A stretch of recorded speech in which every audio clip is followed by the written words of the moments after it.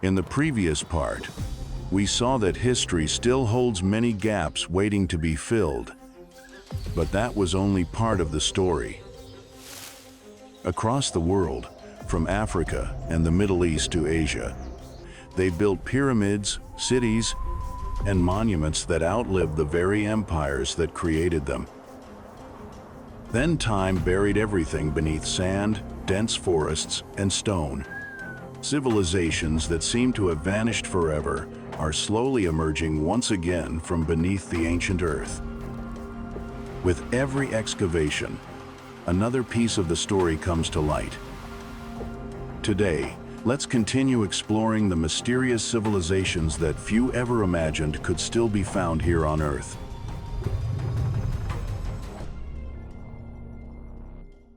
Before this kingdom stretched deserts, rock, and the scorching winds that swept along the Nile. Few would have imagined that the arid land of northern Sudan was once home to an empire powerful enough to bring Egypt itself to its knees.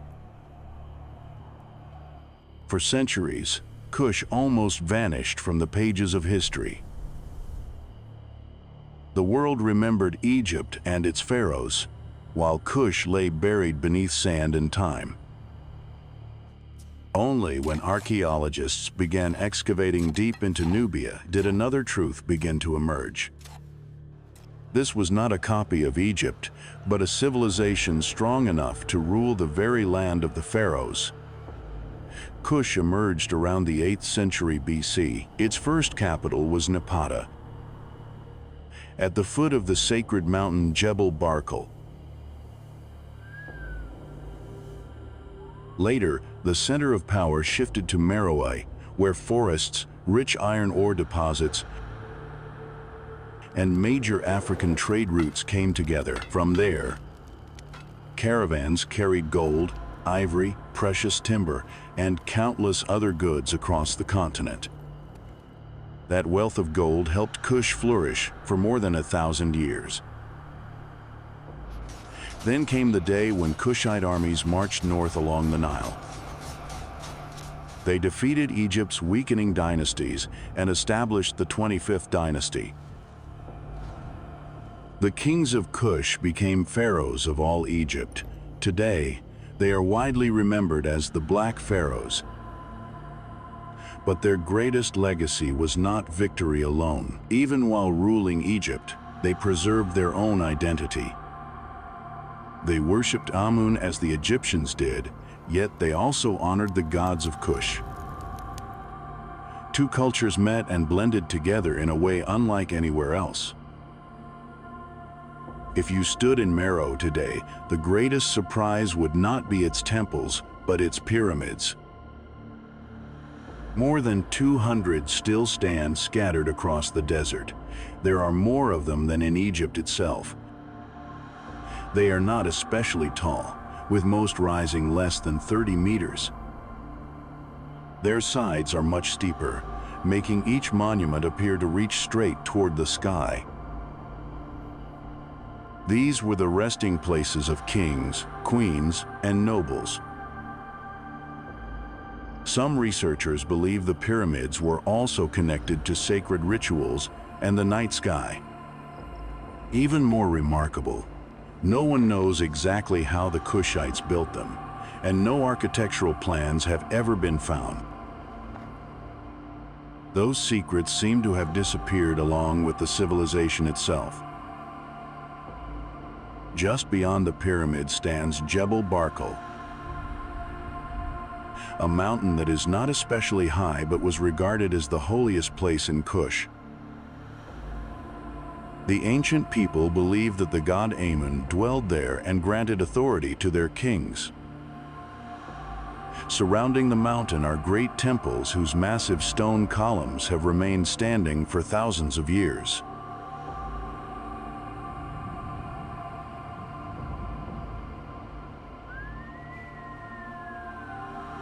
Farther away lie Naka and Musawarat es-Sufra, where carvings of the lion god Apidimak appear beside a moon. Even a few reliefs are enough to show that Kush never lived in Egypt's shadow. It created a civilization entirely its own. Perhaps the greatest surprise is the role of women in this kingdom. The Kandake queens did not simply sit behind the throne. They ruled the kingdom directly and commanded its armies. Queen Amanirenas famously led her forces against the Roman Empire and compelled Rome to accept a peace treaty. In the ancient world, such a figure was extraordinarily rare. The people of Nubia still tell stories that the pyramids were never truly abandoned. They believe the spirits of kings and warriors remain there, guarding the sacred land. Those stories became even more haunting when the treasure hunter Giuseppe Ferlini used explosives to destroy many of the pyramids during the 19th century in search of gold. Within just a few years, dozens of monuments that had endured for nearly 2,000 years were reduced to ruins. Along with them, countless secrets disappeared forever. Even so, Kush has not stopped telling its story. Archaeologists have uncovered vast iron smelting complexes, burial treasures, reliefs, inscriptions in the Meroitic script, and many other remarkable artifacts. They have also found traces of tetracycline, a naturally occurring antibiotic, preserved in the remains of the people of Kush. The discovery suggests that the Kushites may have unknowingly used something the modern world would not recognize until thousands of years later. Even today, the sands continue to retreat as new excavations move forward. Temples at Jebel Barkal, Danjail, and Sedinga continue to emerge after centuries beneath the desert. Yet the more archaeologists uncover, the more they realize how much remains unanswered. The Meroitic script has still not been fully deciphered. The true reason for the disappearance of Kush remains a matter of debate. And somewhere beneath the sands of Nubia, perhaps an entire chapter of this kingdom is still waiting to return to the light. From here, our story leads to the next civilization, one whose extraordinary wealth would reshape the way people exchanged goods and measured value throughout the ancient world. If Kush is remembered for its pyramids rising from the desert, then in western Anatolia there once stood a kingdom that became famous throughout the ancient world for something far smaller. It was the coin. That kingdom was called Lydia. Around 3,000 years ago, Sardis was a thriving city at the foot of the Tmolus Mountains. Flowing through the city was the Pactolus River. Hidden within its sands were tiny particles of gold. They were so small that they were almost invisible to the naked eye. Yet they were enough to make Lydia one of the wealthiest lands of its time. The ancient Greeks believed the river carried the blessing of the gods.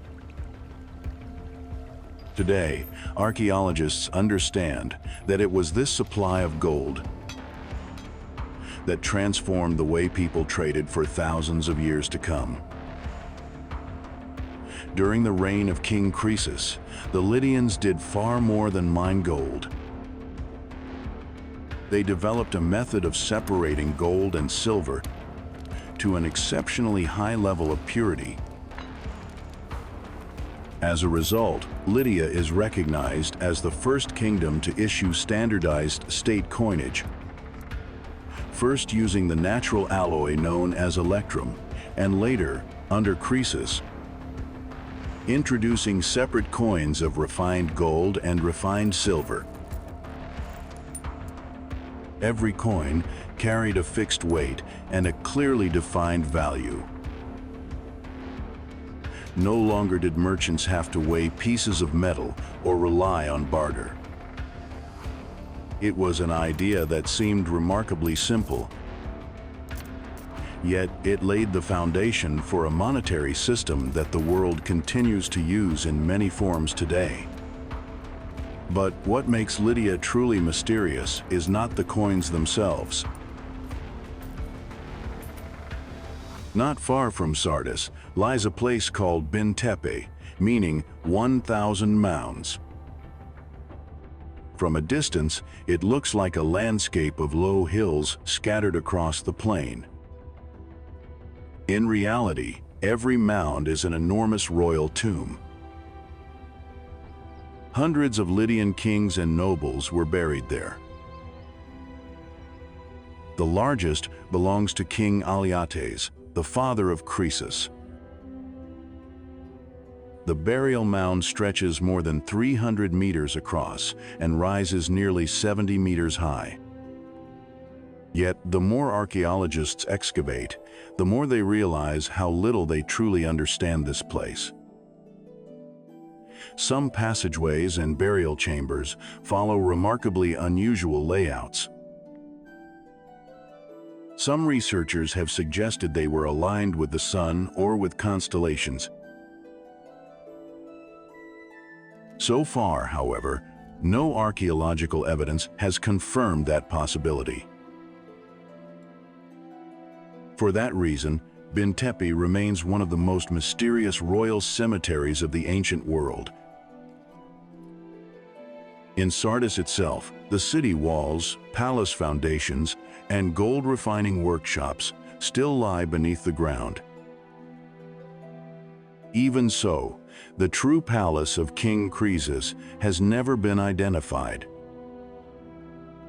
Decades of excavation have revealed only stone stairways, structures atop the citadel. Each excavation season uncovers a few more pieces of the puzzle. Yet the complete story remains unfinished.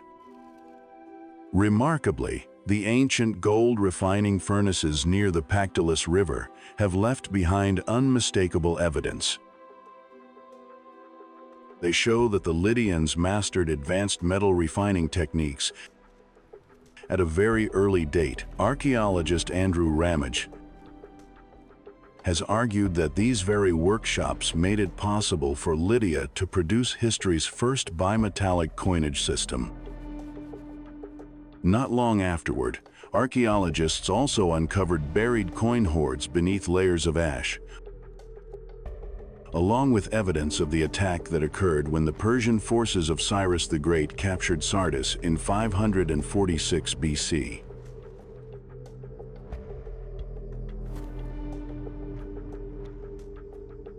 Modern technology continues to reveal additional city walls, coin hoards, stone stairways, and previously unknown structures. Even so, many questions remain unanswered. Where was the true palace of Croesus? Were the burial mounds intentionally aligned with the heavens, or is it merely coincidence? And how could a kingdom that sparked a revolution in the history of money vanish so quickly?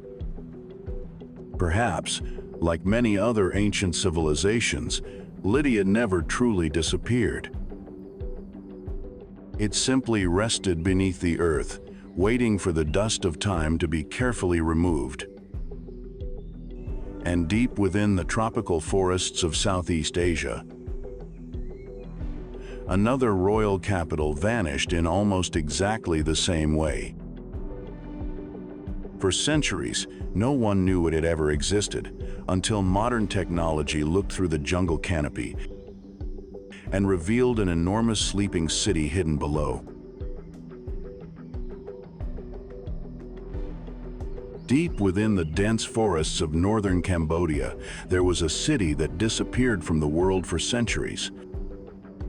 It was not swallowed by the sea. It was not buried beneath desert sands. Layer upon layer of vines, ancient tree roots, and red earth covered its temples, roads, and palaces. From the ground, no one could have known that beneath the canopy once stood a vast royal capital. That city was called Mahendraparvata, meaning the mountain of great Indra. It stood on the Plomkulen Plateau, not far from Angkor. In AD 802, King Jayavarman II came here to declare that the Khmer were no longer subject to Java. It was also on this mountain that he performed the Devaraja ceremony. From that moment on, the king was regarded as the earthly embodiment of a god. The authority of an entire dynasty began from a mountaintop hidden deep within the forest. Over the centuries, Mahendraparvata almost vanished from human memory. Only a few inscriptions and stories passed down through local tradition remained. No one knew how large the city had been. No one knew how it had been built. At one point, many scholars even believed the city existed only in ancient texts.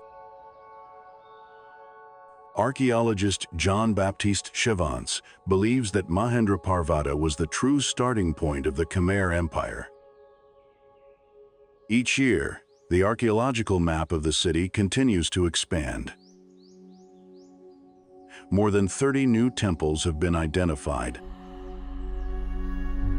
Additional roads, reservoirs, embankments, and ancient structures continue to appear in LiDAR data. Most of the city still lies beneath the forest. Many areas cannot yet be excavated because of the rugged terrain and landmines left behind after the war. The true scale of the royal palace remains unknown. The lives of the people who once lived here are known only through fragments of pottery, house foundations, and ruined walls. Modern technology accomplished what centuries of searching from the ground could not.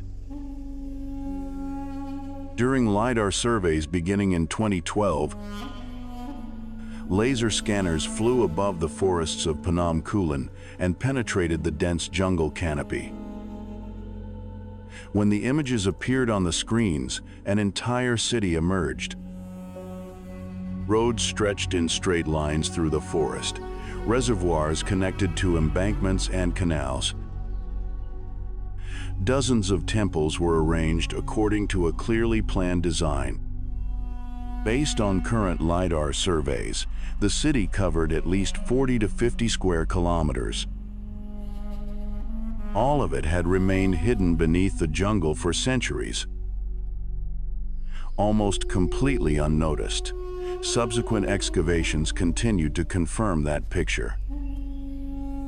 The foundations of brick towers gradually came to light. A rectangular palace complex emerged from beneath the ancient soil. Networks of reservoirs and canals revealed that the Khmer had mastered water management at a very early stage. The first engineering techniques tested on this mountain later evolved into the vast hydraulic system of Angkor, the city that once supported hundreds of thousands of people. Yet Mahendraparvata did not endure for long.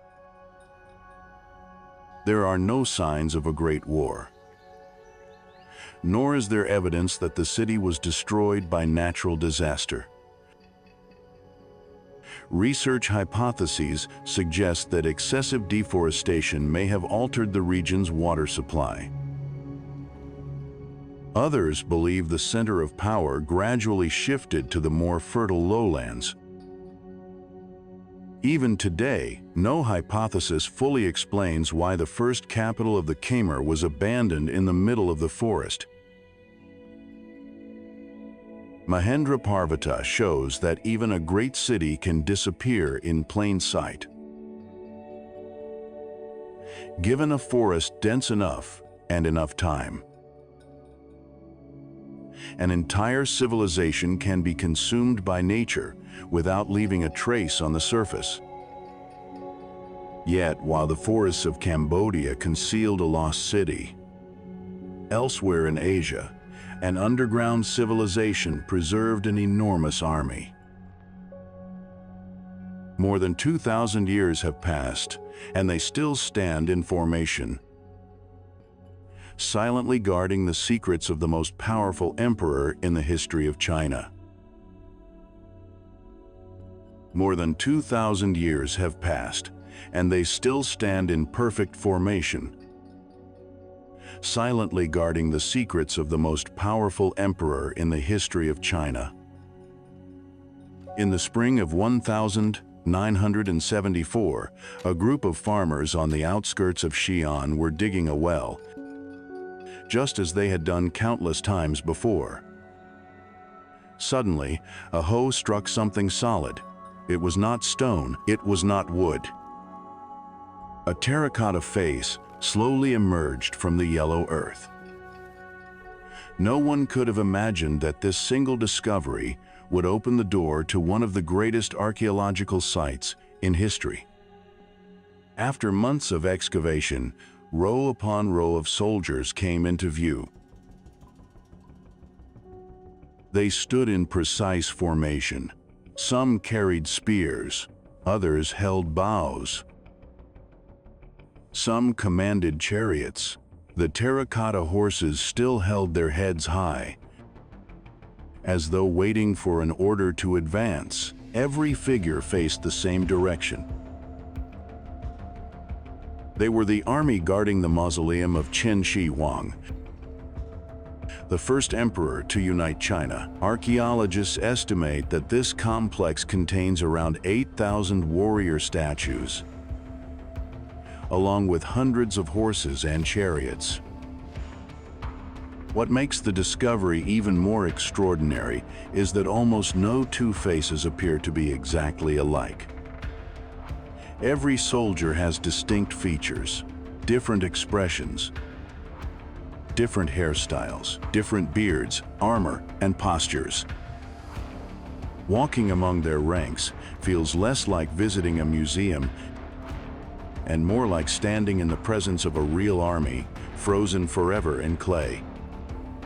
Behind every statue lies craftsmanship far beyond what most would expect for its time.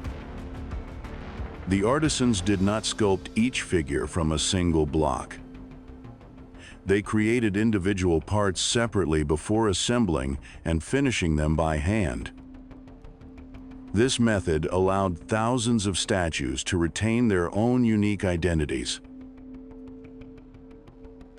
Bronze swords, arrowheads, and spears buried alongside the army remain remarkably sharp. The metal shows almost no sign of corrosion. It demonstrates that Qin metallurgy had reached an exceptionally advanced level. Today, every statue appears in shades of gray earth. But that was never their original appearance. When they were first brought to the surface, many were still covered in brilliant layers of red, blue, purple, and black paint. Within minutes of exposure to the air, the colors began to crack and peel away. Archaeologists could do little but watch the original pigments disappear before their eyes. For that reason, many sections remain untouched beneath the ground until technology becomes capable of preserving them properly. Yet the army is not the greatest mystery. Not far away lies the burial mound of Qin Shi Huang himself. The central chamber of the tomb remains completely sealed.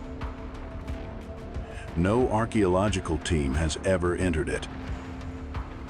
According to the historian Sima Qian, the chamber contains a model of the imperial palace, a ceiling decorated with jewels to represent the heavens, and rivers of mercury flowing throughout the tomb. He also described automatic crossbows designed to defend the mausoleum from intruders. For many years, these accounts were dismissed as legend. However, modern surveys have detected unusually high concentrations of mercury in the soil surrounding the burial mound. That discovery has led many researchers to believe that the ancient records may reflect at least part of the truth. From that point on, many local legends began to be told once again. People in the surrounding villages believe that the emperor still commands his army beneath the earth. When night falls, invisible soldiers are said to continue guarding the empire they swore to protect. There is no evidence to confirm these stories, yet they have given this place an atmosphere unlike any other, even for archaeologists who have spent decades working here. Even today, most of the mausoleum complex remains unexcavated. Scientists continue studying the firing techniques used to create the statues, traces of their original pigments, and the hidden structures beneath the ground. Every excavation season uncovers new burial pits, chariots, and artifacts. Yet the greatest unknown still lies behind a door that has never been opened. Pompeii stood along the Bay of Naples at the foot of Mount Vesuvius. Nearly 2,000 years ago, it was one of the prosperous cities of the Roman Empire. Each morning, merchants opened their shops at first light. The sound of wagon wheels echoed across the stone streets. The public baths were crowded with people. Grand villas were covered in colorful frescoes. Fresh water flowed through aqueducts into every neighborhood. Life unfolded as it always had. No one knew that within only a few hours, everything would disappear. On August 24, or possibly in late October of AD 79, according to some recent research, Mount Vesuvius erupted. At first, a massive column of ash rose tens of kilometers into the sky. Pumice stones rained continuously onto rooftops. Then, before dawn the following morning, scorching clouds of volcanic gas and ash rushed down the mountainside at tremendous speed. Within a short time, Pompeii vanished beneath a thick blanket of ash. The city slipped into oblivion. Earth, ash, and time concealed everything, and Pompeii nearly disappeared from the map. Then, in the 18th century, workers digging tunnels accidentally uncovered ancient walls. The excavations that followed carried the world back nearly 2,000 years. Unlike most ancient archaeological sites, Pompeii is not simply a collection of ruined walls that are difficult to recognize. Visitors walk into houses where the tiled floors still remain. Wall paintings still preserve much of their original color. Loaves of bread still rest inside ovens. Wine jars still stand behind shop counters. On many walls, there are even hastily written messages, advertisements, and jokes left behind by the city's residents before disaster struck. Everything feels as though the owners had stepped outside only moments ago. Then archaeologists discovered strange hollow spaces beneath the hardened ash. These were the places where human bodies had decomposed over time. When plaster was poured into those cavities, the victims' final moments took shape. Some were embracing their children, some covered their faces with their hands. Others collapsed on their own doorsteps. These are not statues.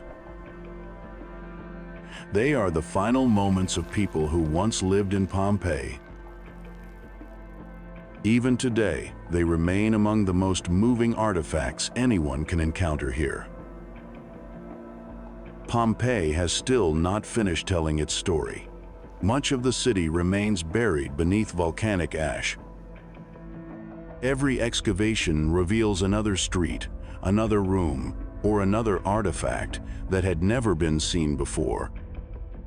Recently, archaeologists uncovered an enormous private bath complex complete with pools, heated rooms, and frescoes whose colors remain remarkably preserved. The only difference is that they never came back. Alongside the archaeological evidence are stories that continue to be passed down to this day. Quite a few visitors have taken home a small stone or a fragment of pottery as a souvenir. Later, many of them mailed those objects back, accompanied by letters describing illnesses, accidents, or a series of misfortunes that followed. No scientific study has ever demonstrated the existence of a curse. Yet the Pompeii Museum continues to receive such packages year after year. Stories like these give the site an atmosphere unlike any other. By day, it is one of the world's most famous archaeological sites. By night, many people feel as though it is a city that never truly awakened from the catastrophe of AD 79. If Pompeii was preserved beneath volcanic ash for nearly 2,000 years, then off the southernmost coast of Japan, the ocean has concealed another mystery. There are no houses, no stone statues, only enormous rock formations arranged like giant steps beneath the sea. Even today, scientists have not reached a consensus on whether they are nothing more than a remarkable work of nature, or the final remains of a civilization that vanished long before history was ever written. About 25 meters beneath the waters off Yonaguni Island, at the westernmost edge of Japan, lies a massive rock formation that has fueled scientific debate for nearly 40 years. It is known as the Yonaguni Monument. Many people also call it by a far more evocative name, Japan's Atlantis. At first glance, it is difficult to believe that it is nothing more than rock. Giant terraces rise one after another. Broad, flat surfaces resemble open courtyards. Sharp right angles look remarkably like fortress walls or the foundations of an ancient structure. The story began in 1986. A local diver named Kihachiro Aratake accidentally discovered the formation while searching for a spot to observe hammerhead sharks. As he descended deeper, he found an enormous structure stretching across the seafloor. News spread quickly. Survey teams, geologists, and documentary crews from around the world traveled to Yonaguni. The more closely they examined it, the more intense the debate became. Some believed they were looking at the work of human hands. Others insisted it was entirely a creation of nature. Among those who support the first hypothesis is Professor Masaaki Kimura of the University of the Ryukyus. He spent years examining each rock formation beneath the sea. In his view, many of the features are too regular to be mere coincidence. Some stone steps are almost identical in size. A few locations even resemble marks left by carving tools. If this hypothesis is correct, Yonaguni may once have stood above sea level before rising oceans submerged it after the last ice age. More than 10,000 years ago. If so, the history of East Asia would have to be reconsidered from an entirely different perspective. Yet the strongest evidence currently points in the opposite direction.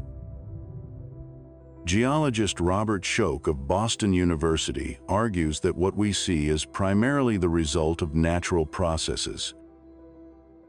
The sandstone at Yonaguni naturally forms in horizontal layers. More importantly, archaeologists have still found no pottery, tools, inscriptions, or any artifacts capable of proving that a city once existed here. It is precisely that absence of evidence that makes Yonaguni so compelling. Every time a camera glides across the coral-covered stone terraces, the first impression is that of the ruins of a civilization lost beneath the sea long ago. Science cannot confirm that vision, yet neither has it erased it from the human imagination.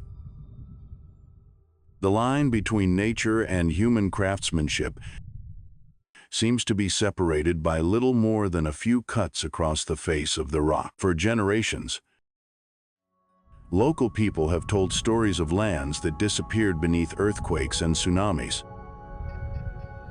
Many connect Yonaguni to the legend of the lost continent of Mu, a mythical land believed to have sunk beneath the Pacific Ocean.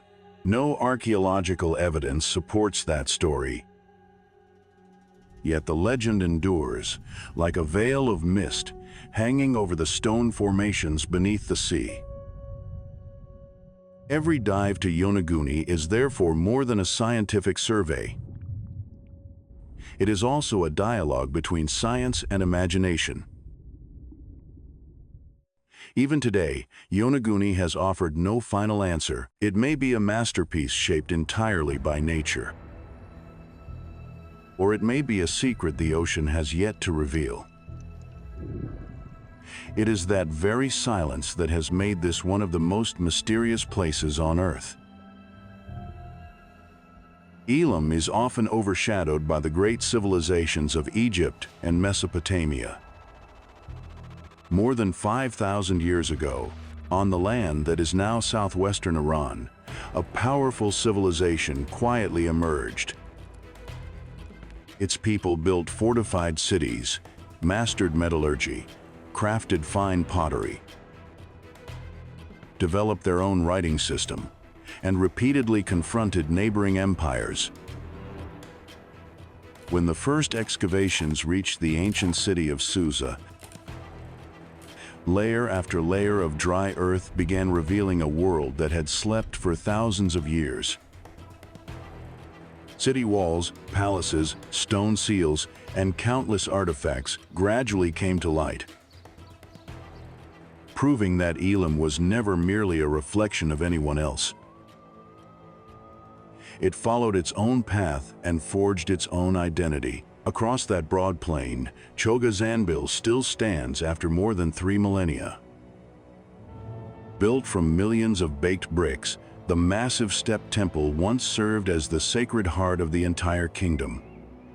Although many of its levels have collapsed, what remains is enough to reveal the monument's extraordinary scale.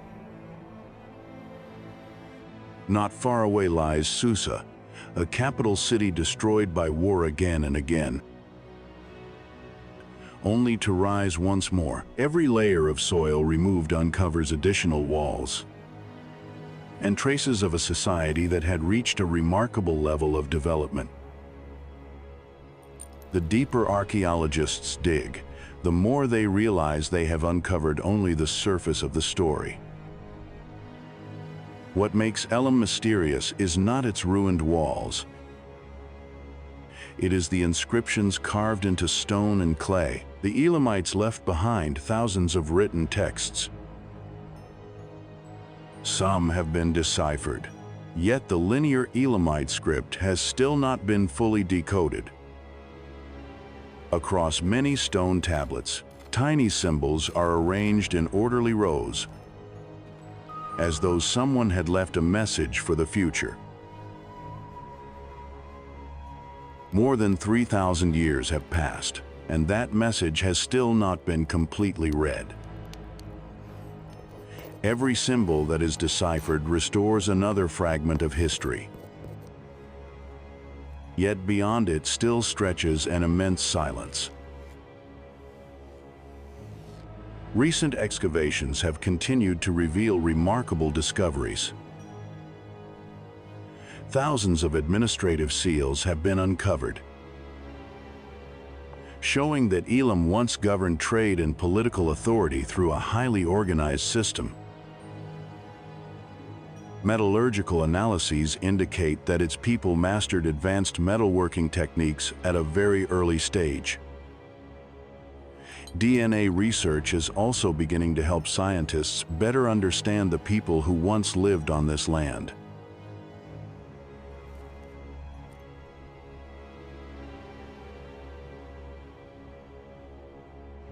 Yet many fundamental questions remain unanswered. What language did the Elamites truly speak? How was their political power organized? Why did a civilization that endured for thousands of years gradually disappear from the stage of history? Those answers may still lie beneath mounds that have yet to be excavated. Surrounding these ancient ruins are legends that have endured for centuries. Local people tell stories that this land was once protected by the gods. The ancient hills are said to be the places where the spirits of kings still stand watch over their homeland. No one can prove these stories are true. Yet, amid the desolate landscapes of Susa and Choga Zanbil, they give the region a sense of mystery that is difficult to describe. It feels as though the past has never completely departed. Even today, Elam has not finished telling its story. Every excavation season brings another artifact, another inscription, or another discovery. Each new find compels historians to reconsider what they once believed to be true. And as we leave the Iranian plateau behind, our journey approaches its final destination. The civilizations that follow will remind us that some empires disappeared from the map. As this journey comes to an end, what remains is not only the pyramids, ruined cities, or temples erased by time. It feels as though the past is still holding on to countless stories left untold. Every excavation brings another civilization back from the shadows.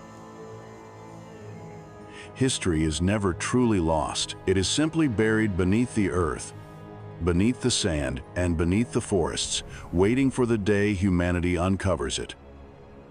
And perhaps, at this very moment, somewhere on Earth, another civilization is still sleeping in silence,